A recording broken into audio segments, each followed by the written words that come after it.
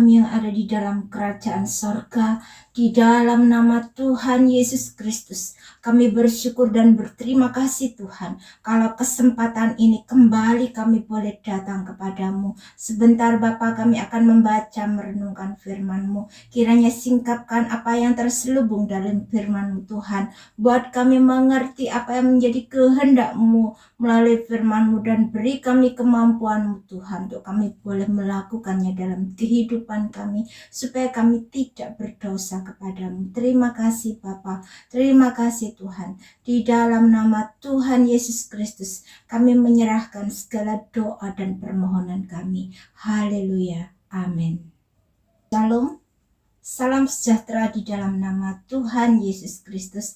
Saudara, mari kita lanjutkan pembacaan kita di dalam perjanjian baru, di dalam Matius pasal yang ke-19, 20 dan pasal 21. Perceraian. Setelah Yesus selesai dengan pengajarannya itu, berangkatlah ia dari Galilea dan tiba di daerah Yudea yang di sebelah sungai Yordan. Orang banyak berbondong-bondong mengikuti dia, dan ia pun menyembuhkan mereka di sana. Maka datanglah orang-orang Farisi kepadanya untuk mencobai dia. Mereka bertanya, apakah diperbolehkan orang menceraikan istrinya dengan alasan apa saja? Jawab Yesus, tidakkah kamu baca bahwa Ia yang menciptakan manusia sejak semula menjadikan mereka laki-laki dan perempuan, dan firman-Nya, sebab itu laki-laki akan meninggalkan ayah dan ibunya dan bersatu dengan istrinya, sehingga keduanya itu menjadi satu daging. Demikianlah mereka bukan lagi dua, melainkan satu. Karena itu apa yang telah dipersatukan Allah tidak boleh diceraikan manusia. Kata mereka kepadanya, jika demikian, apakah sebabnya Musa memerintahkan untuk memberikan surat cerai jika orang menceraikan istrinya? Kata Yesus kepada mereka, karena ketegaran hatimu, Musa mengizinkan kamu menceraikan istrimu. Tetapi sejak semula tidaklah demikian. Tetapi aku berkata kepadamu, barang siapa menceraikan istrinya, kecuali karena jinah, lalu kawin dengan perempuan lain, ia berbuat jinah. Murid-murid itu berkata kepadanya, jika demikian halnya hubungan antara suami dan istri, lebih baik jangan kawin. Akan tetapi ia berkata kepada mereka, tidak semua orang dapat mengerti perkataan itu, hanya mereka yang dikaruniai saja. Ada orang yang tidak dapat kawin karena ia memang lahir demikian dari rahim ibunya. Dan ada orang yang dijadikan demikian oleh orang lain, dan ada orang yang membuat dirinya demikian karena kemauannya sendiri, oleh karena kerajaan sorga. Siapa yang dapat mengerti, hendaklah ia mengerti. Yesus memberkati anak-anak. Lalu orang membawa anak-anak kecil kepada Yesus, supaya ia meletakkan tangannya atas mereka dan mendoakan mereka. Akan tetapi murid-muridnya memarahi orang-orang itu. Tetapi Yesus berkata, biarkanlah anak-anak itu, janganlah menghalang-halangi mereka datang kepadaku, sebab orang-orang yang seperti itulah yang empunya kerajaan sorga. Lalu ia meletakkan tangannya atas mereka, dan kemudian ia berangkat dari situ. Orang muda yang kaya, ada seorang datang kepada Yesus dan berkata, Guru, perbuatan baik apakah yang harus kuperbuat untuk memperoleh hidup yang kekal? Jawab Yesus, apakah sebabnya engkau bertanya kepadaku tentang apa yang baik? Hanya satu yang baik.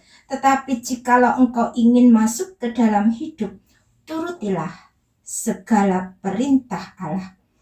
Kata orang itu kepadanya, perintah yang mana? Kata Yesus, jangan membunuh, jangan berzina, jangan mencuri, jangan mengucapkan saksi dusta, hormatilah ayahmu dan ibumu, dan kasihilah sesamamu manusia seperti dirimu sendiri.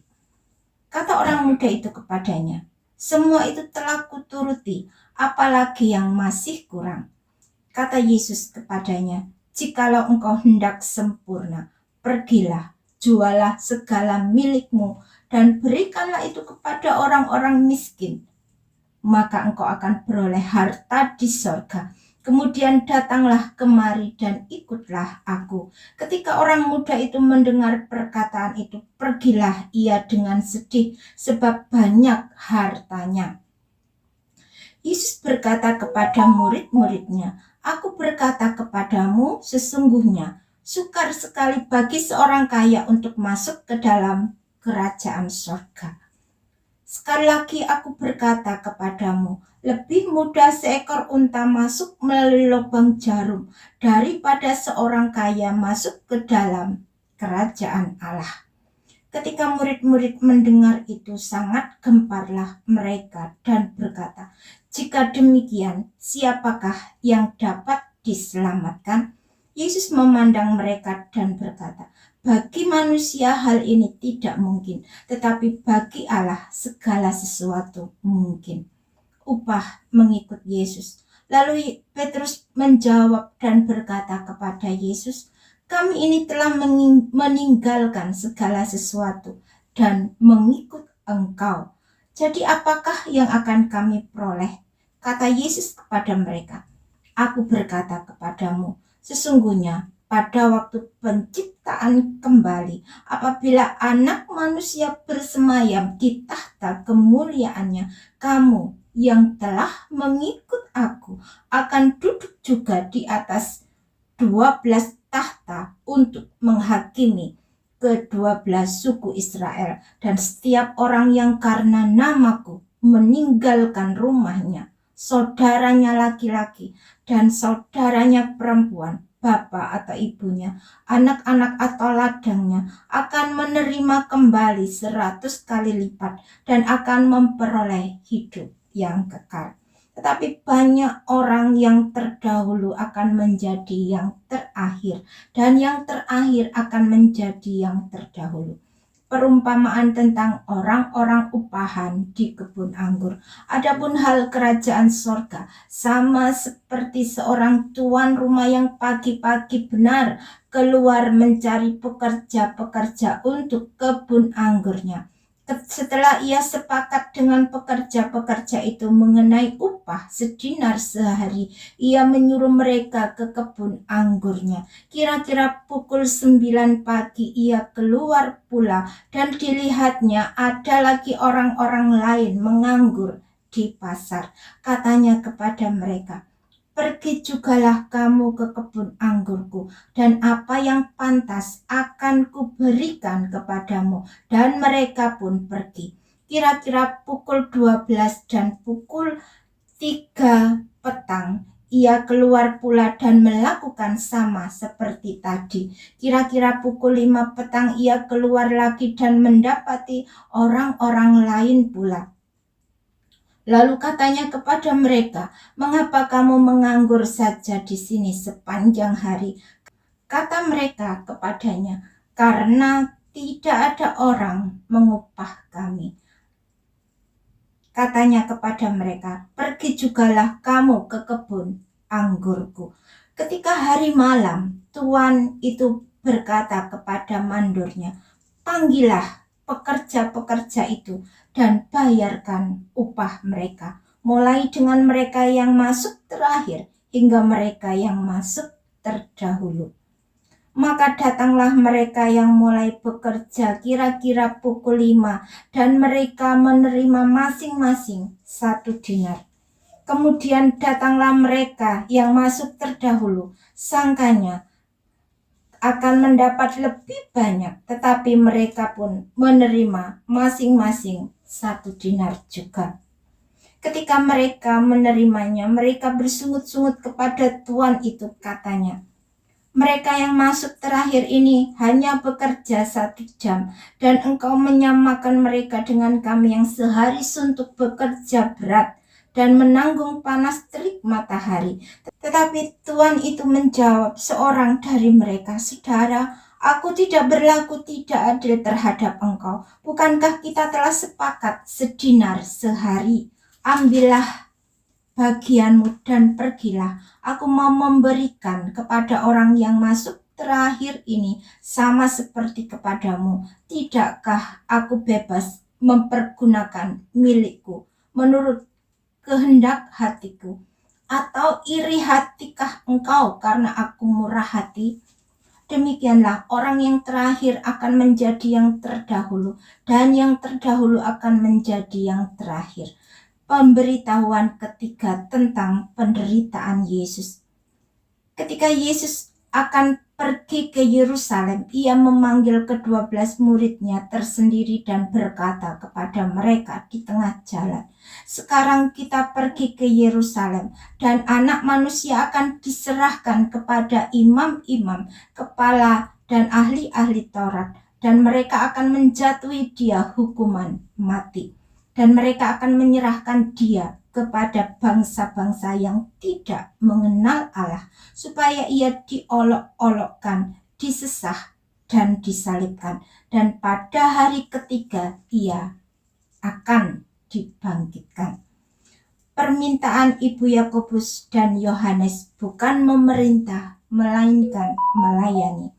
Maka datanglah ibu anak-anak Zebedeus serta anak-anaknya itu kepada Yesus, lalu sujud di hadapannya untuk meminta sesuatu kepadanya. Kata Yesus, "Apa yang kau kehendaki?" Jawabnya, "Berilah perintah supaya kedua anakku ini boleh duduk kelak di dalam kerajaanmu, yang seorang di sebelah kananmu dan yang seorang lagi di sebelah kirimu." Tetapi Yesus menjawab katanya, "Kamu tidak tahu apa yang kamu minta. Dapatkah kamu meminum cawan yang harus kuminum?" Kata mereka kepadanya, "Kami dapat." Yesus berkata kepada mereka, "Cawanku memang akan kamu minum, tapi hal duduk di sebelah kananku atau di sebelah kiriku, aku tidak berhak memberikannya. Itu akan diberikan kepada orang-orang bagi siapa Bapakku telah menyediakannya."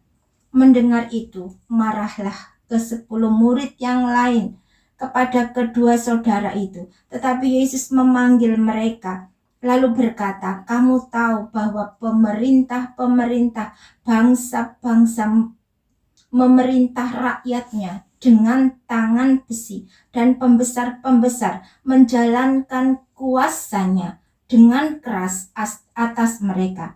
Tidaklah demikian di antara kamu. Barang siapa ingin menjadi besar di antara kamu, hendaklah ia menjadi pelayanmu. Dan barang siapa ingin menjadi terkemuka di antara kamu, hendaklah ia menjadi hambamu. Sama seperti Anak Manusia datang bukan untuk dilayani, melainkan untuk melayani dan untuk memberikan nyawanya menjadi tebusan bagi banyak orang. Yesus menyembuhkan 2 orang buta. Dan ketika Yesus dan murid-muridnya keluar dari Yeriko, orang banyak berbondong-bondong mengikuti dia. Ada 2 orang buta yang duduk di pinggir jalan, mendengar bahwa Yesus lewat. Lalu mereka berseru, "Tuhan, Anak Daud, kasihanilah kami." Tetapi orang banyak itu menegur mereka supaya mereka diam. Namun mereka makin keras berseru, katanya, "Tuhan, Anak Daud, kasihanilah kami."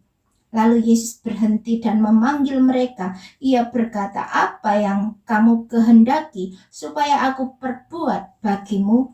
Jawab mereka, "Tuhan, supaya kami dapat melihat." Maka tergeraklah hati Yesus oleh belas kasihan. Lalu ia menjamah mata mereka, dan seketika itu juga mereka melihat, lalu mengikuti dia. Yesus dielu-elukan di Yerusalem. Ketika Yesus dan murid-muridnya telah dekat Yerusalem dan tiba di Betfage yang terletak di Bukit Zaitun, Yesus menyuruh 2 orang muridnya dengan pesan, "Pergilah ke kampung yang di depanmu itu, dan di situ kamu akan segera menemukan seekor keledai betina tertambat dan anaknya ada dekatnya. Lepaskanlah keledai itu dan bawalah keduanya kepadaku. Dan jikalau ada orang menegur kamu, katakanlah, Tuhan memerlukannya. Ia akan segera mengembalikannya." Hal itu terjadi supaya genaplah firman yang disampaikan oleh Nabi, katanya kepada putri Sion, "Lihat, rajamu datang kepadamu. Ia lemah lembut dan mengendarai seekor keledai beban yang muda." Maka pergilah murid-murid itu dan berbuat seperti yang ditugaskan Yesus kepada mereka. Mereka membawa keledai betina itu bersama anaknya, lalu mengalasinya dengan pakaian mereka, dan Yesus pun naik ke atasnya. Orang banyak yang sangat besar jumlahnya menghamparkan pakaiannya di jalan. Ada pula yang memotong ranting-ranting dari pohon-pohon dan menyebarkannya di jalan. Dan orang banyak yang berjalan di depan Yesus dan yang mengikutinya dari belakang berseru, katanya, "Hosana bagi anak Daud. Diberkatilah dia yang datang dalam nama Tuhan. Hosana di tempat yang maha tinggi." Dan ketika ia masuk ke Yerusalem, gemparlah seluruh kota itu, dan orang berkata, "Siapakah orang ini?" Dan orang banyak itu menyahut, "Inilah Nabi Yesus dari Nazaret di Galilea." Yesus menyucikan bait Allah. Lalu Yesus masuk ke bait Allah dan mengusir semua orang yang berjual beli di halaman bait Allah. Ia membalikkan meja-meja penukar uang dan bangku-bangku pedagang merpati dan berkata kepada mereka, "Ada tertulis, rumahku akan disebut rumah doa, tetapi kamu menjadikannya sarang penyamun." Maka datanglah orang-orang buta dan orang-orang timpang kepadanya dalam bait Allah itu, dan mereka disembuhkannya. Tetapi ketika imam-imam kepala dan ahli-ahli Taurat melihat mukjizat-mukjizat yang dibuatnya itu, dan anak-anak yang berseru dalam bait Allah, "Hosana bagi anak Daud," hati mereka sangat jengkel. Lalu mereka berkata kepadanya, "Engkau dengar apa yang dikatakan anak-anak ini?" Kata Yesus kepada mereka, "Aku dengar. Belum pernahkah kamu baca, dari mulut bayi-bayi dan anak-anak yang menyusu, Engkau telah menyediakan puji-pujian." Lalu ia meninggalkan mereka dan pergi keluar kota ke Betania dan bermalam di situ. Yesus mengutuk pohon ara. Pada pagi-pagi hari dalam perjalanannya kembali ke kota, Yesus merasa lapar. Dekat jalan ia melihat pohon ara, lalu pergi ke situ. Tetapi ia tidak mendapat apa-apa pada pohon itu, selain daun-daun saja. Katanya kepada pohon itu, "Engkau tidak akan berbuah lagi selama-lamanya." Dan seketika itu juga keringlah pohon ara itu. Melihat kejadian itu, tercenganglah murid-muridnya, lalu berkata, "Bagaimana mungkin pohon ara itu sekonyong-konyong menjadi kering?" Yesus menjawab mereka, "Aku berkata kepadamu, sesungguhnya jika kamu percaya dan tidak bimbang, kamu bukan saja akan dapat berbuat apa yang kuperbuat dengan pohon ara itu, tetapi juga jikalau kamu berkata kepada gunung ini, beranjaklah dan tercampaklah ke dalam laut, hal itu akan terjadi. Dan apa saja yang kamu minta dalam doa dengan penuh kepercayaan, kamu akan menerimanya." Pertanyaan mengenai kuasa Yesus. Lalu Yesus masuk ke dalam bait Allah, dan ketika ia mengajar di situ, datanglah imam-imam kepala serta tua-tua bangsa Yahudi kepadanya dan bertanya, "Dengan kuasa manakah engkau melakukan hal-hal itu, dan siapakah yang memberikan kuasa itu kepadamu?" Jawab Yesus kepada mereka, "Aku juga akan mengajukan satu pertanyaan kepadamu, dan jikalau kamu memberi jawabnya kepadaku, aku akan mengatakan juga kepadamu dengan kuasa manakah aku melakukan hal-hal itu. Dari manakah baptisan Yohanes? Dari sorga atau dari manusia? Mereka memperbincangkannya di antara mereka dan berkata, jikalau kita katakan dari sorga, ia akan berkata kepada kita, kalau begitu, mengapakah kamu tidak percaya kepadanya? Tapi jikalau kita katakan dari manusia, kita takut kepada orang banyak, sebab semua orang menganggap Yohanes ini nabi. Lalu mereka menjawab Yesus, kami tidak tahu. Dan Yesus pun berkata kepada mereka, jika demikian, aku juga tidak mengatakan kepadamu dengan kuasa manakah aku melakukan hal-hal itu. Perumpamaan tentang dua orang anak. Tetapi apakah pendapatmu tentang ini? Seorang mempunyai dua anak laki-laki. Ia pergi kepada anak yang sulung dan berkata, anakku, pergi dan bekerjalah hari ini dalam kebun anggur.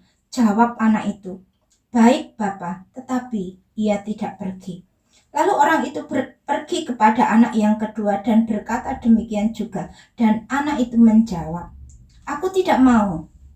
Tetapi kemudian ia menyesal lalu pergi juga. Siapakah di antara kedua orang itu yang melakukan kehendak ayahnya? Jawab mereka, yang terakhir.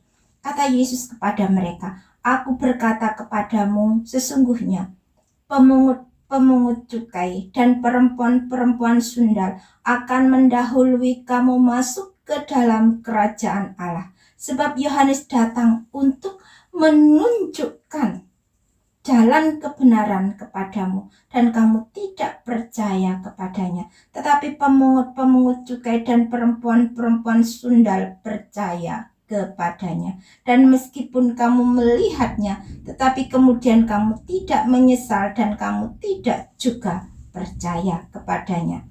Perumpamaan tentang penggarap kebun anggur. Dengarkanlah suatu perumpamaan yang lain. Adalah seorang tuan tanah membuka kebun anggur dan menanam pagar sekelilingnya. Ia menggali lubang tempat memeras anggur dan mendirikan menara jaga di dalam kebun itu. Kemudian ia menyewakan kebun itu kepada penggarap-penggarap, lalu berangkat ke negeri lain. Ketika hampir tiba musim petik, ia menyuruh hamba-hambanya kepada penggarap-penggarap itu untuk menerima hasil yang menjadi bagiannya. Tetapi penggarap-penggarap itu menangkap hamba-hambanya itu. Mereka memukul yang seorang, membunuh yang lain, dan melempar yang lain pula dengan batu. Kemudian Tuhan itu menyuruh pula hamba-hamba yang lain, lebih banyak daripada yang semula. Tetapi mereka pun diperlakukan sama seperti kawan-kawan mereka. Akhirnya ia menyuruh anaknya kepada mereka. Katanya, anakku akan mereka segani. Tetapi ketika penggarap-penggarap itu melihat anaknya itu, mereka berkata seorang kepada yang lain, ia adalah ahli waris. Mari kita bunuh dia, supaya warisannya menjadi milik kita. Mereka menangkapnya dan melemparkannya keluar kebun anggur itu, lalu membunuhnya. Maka apabila tuan kebun anggur itu datang, apakah yang akan dilakukannya dengan penggarap-penggarap itu? Kata mereka kepadanya, ia akan membinasakan orang-orang jahat itu, dan kebun anggurnya akan disewakannya kepada penggarap-penggarap lain yang akan menyerahkan hasilnya kepadanya pada waktunya. Kata Yesus kepada mereka, belum pernahkah kamu baca dalam kitab suci, batu yang dibuang oleh tukang-tukang bangunan telah menjadi batu penjuru. Hal itu terjadi dari pihak Tuhan, suatu perbuatan ajaib di mata kita. Sebab itu aku berkata kepadamu, bahwa kerajaan Allah akan diambil daripadamu dan akan diberikan kepada suatu bangsa yang akan menghasilkan buah kerajaan itu. Dan barang siapa jatuh ke atas batu itu, ia akan hancur. Dan barang siapa ditimpa batu itu, ia akan remuk. Ketika imam-imam kepala dan orang-orang Farisi mendengar perumpamaan-perumpamaan Yesus, mereka mengerti bahwa merekalah yang dimaksudkannya dan mereka berusaha untuk menangkap dia. Tetapi mereka takut kepada orang banyak karena orang banyak itu menganggap dia nabi. Kita lanjutkan pembacaan kita di dalam kitab Mazmur pasal yang ke-7. Allah hakim yang adil. Nyanyian ratapan Daud yang dinyanyikan untuk Tuhan karena Kusi orang Binyamin itu. Ya Tuhan Allahku, padamu aku berlindung. Selamatkanlah aku dari semua orang yang mengejar aku dan lepaskanlah aku, supaya jangan mereka seperti singa menerkam aku dan menyeret aku dengan tidak ada yang melepaskan. Ya Tuhan Allahku, jika aku berbuat ini, jika ada kecurangan di tanganku, jika aku melakukan yang jahat terhadap orang yang hidup damai dengan aku, atau merugikan orang yang melawan aku dengan tidak ada alasannya, maka musuh kiranya mengejar aku sampai menangkap aku dan menginjak-injak hidupku ke tanah dan menaruh kemuliaanku ke dalam debu selah. Bangkitlah Tuhan dalam murka-Mu, berdirilah menghadapi geram orang-orang yang melawan aku. Bangunlah untukku, ya Engkau yang telah memerintahkan penghakiman. Biarlah bangsa-bangsa berkumpul mengelilingi Engkau dan bertahtalah di atas mereka di tempat yang tinggi. Tuhan mengadili bangsa-bangsa, hakimilah aku Tuhan, apakah aku benar dan apakah aku tulus ikhlas. Biarlah berakhir kejahatan orang fasik, tetapi teguhkanlah orang yang benar. Engkau yang menguji hati dan batin orang. Ya Allah yang adil, perisai bagiku adalah Allah yang menyelamatkan orang-orang yang tulus hati. Allah adalah hakim yang adil dan Allah yang murka setiap saat. Sungguh, kembali ia mengasah pedangnya, melentur busurnya dan membidik. Terhadap dirinya ia mempersiapkan senjata-senjata yang mematikan dan membuat anak panahnya menjadi menyala. Sesungguhnya orang itu hamil dengan kejahatan. Ia mengandung kelaliman dan melahirkan dusta. Ia membuat lubang dan menggalinya, tapi ia sendiri jatuh ke dalam pelobang yang dibuatnya. Kelaliman yang dilakukannya kembali menimpa kepalanya dan kekerasannya turun menimpa batu kepalanya. Aku hendak bersyukur kepada Tuhan karena keadilannya dan bermazmur bagi nama Tuhan yang maha tinggi. Bapa kami yang ada di dalam kerajaan sorga, di dalam nama Tuhan Yesus Kristus, kami bersyukur dan berterima kasih Tuhan, kalau kesempatan ini kembali kami boleh datang kepadamu. Sebentar Bapa, kami akan membaca merenungkan firman-Mu. Kiranya singkapkan apa yang terselubung dalam firman-Mu Tuhan, buat kami mengerti apa yang menjadi kehendak-Mu melalui firman-Mu, dan beri kami kemampuan-Mu Tuhan, untuk kami boleh melakukannya dalam kehidupan kami, supaya kami tidak berdosa kepadamu. Terima kasih Bapa, terima kasih Tuhan. Di dalam nama Tuhan Yesus Kristus, kami menyerahkan segala doa dan permohonan kami. Haleluya, amin.